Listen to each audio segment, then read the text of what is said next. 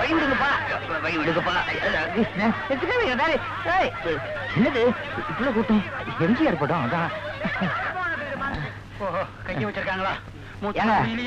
நாங்க வந்த நேரம் சரியில்லைன்னு நினைக்கிறோம்.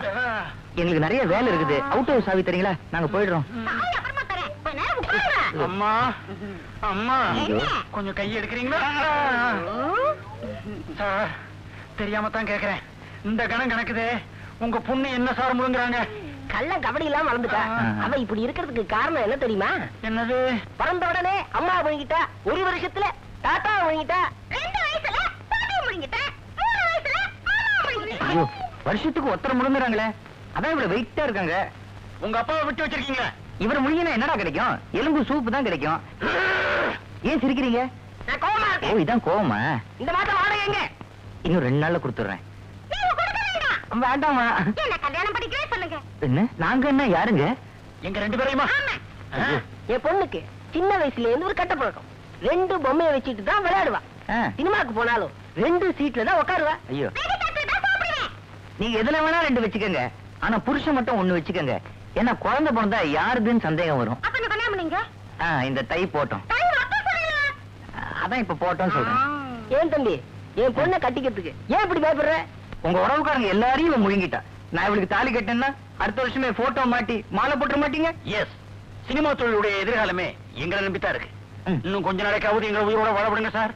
தமிழ் சினிமா ஒரு வழி பண்ணாம விட மாட்டோம். லாண்டரி கடைக்காரனுக்கு 15 ரூபாய் பாக்கி. அவன் ஒவ்வொரு பட்டனா தின்னுகிட்டு இருக்கான். கேட்க முடியுதா? டேய், இன்னைக்கு என்ன கிழமை? வெள்ளிக்கிழமை. வெள்ளிக்கிழமை மகாலட்சுமிக்கு விரதம். நேத்து ராத்திரி கூட சாப்பாட்டுக்கு வழி இல்லாம தண்ணி குடிச்சிட்டு தான் படுத்தோம். அது யாருக்கிட்ட விரதம்? நேத்து வியாழக்கிழமை சாய்பாபாக்கு விரதம்.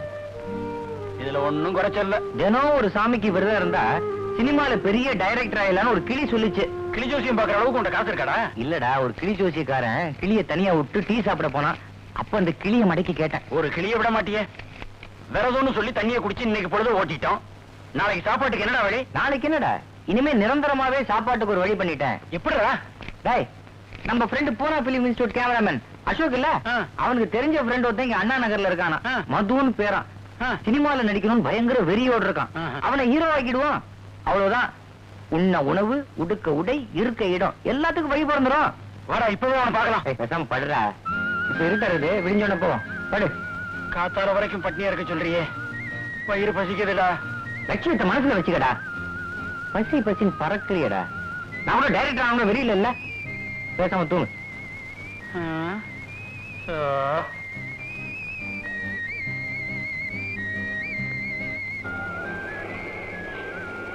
சார் 5 லிட்டர் பா.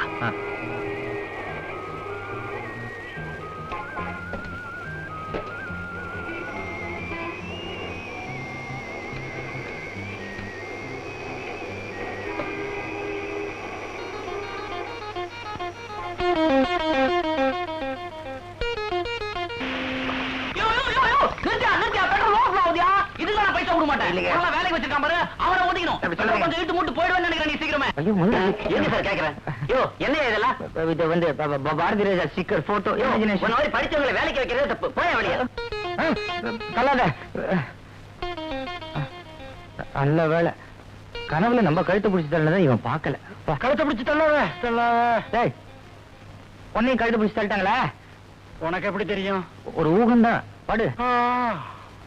கனவுலயும் இவ்வளவு ஒத்துமையா? மாமி, மாமா கிட்ட சொல்லுங்க, பையனை நான் பந்தோபஸ்தா பாத்துக்கிறேன், கவலைப்படாதீங்க. அப்ப நான் வச்சுட்டோமா? சரி. ஒண்ணு நடந்துகிட்டோம்னா எதையாவது மியூசிக்கானா? காலைல ஈர துணியை கட்டிக்கிட்டு ஆனாலும் வீடு முடிக்கிற மாதிரி இருக்கும். என்னடா இது? Break dance. It's real break. பாத்து, உடம்பெல்லாம் உடஞ்சிட போகுது. ஒழுங்கா உட்கார்றா மூதே. நீங்க சொல்றீங்க? அப்பா இப்படி தூக்கி போடுது.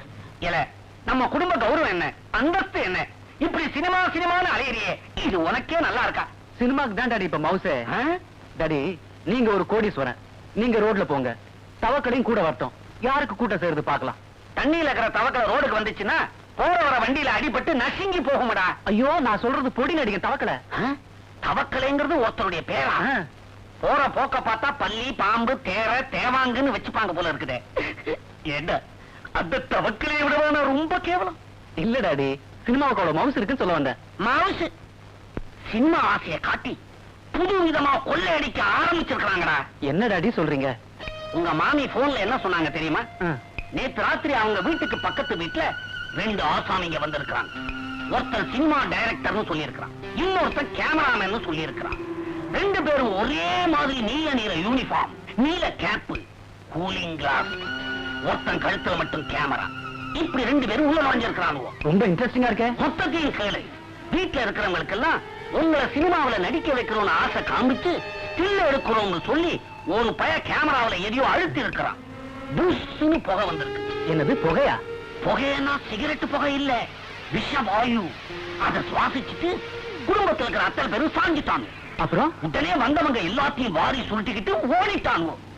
டேய், அதுக்கு தாண்டா சொல்றேன், இந்த சினிமா ஆசையை விட்டுட்டு பேசாம குடும்பத்தையும் பிசினஸையும் கவனிச்சுக்கடா.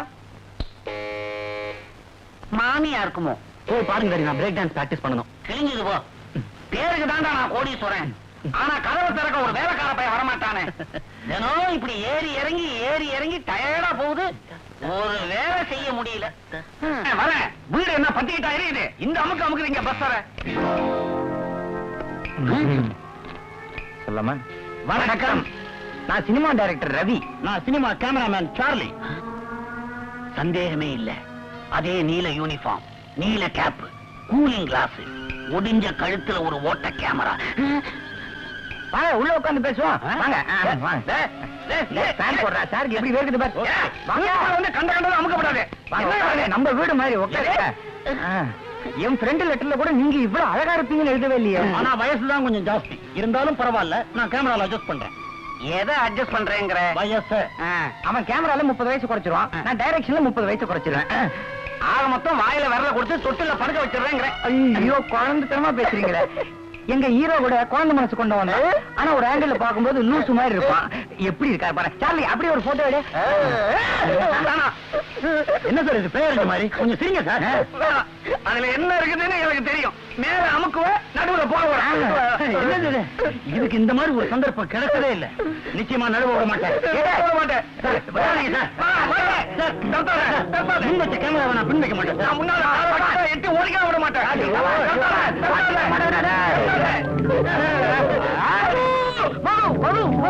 அவரே இப்போ பண்றேன்.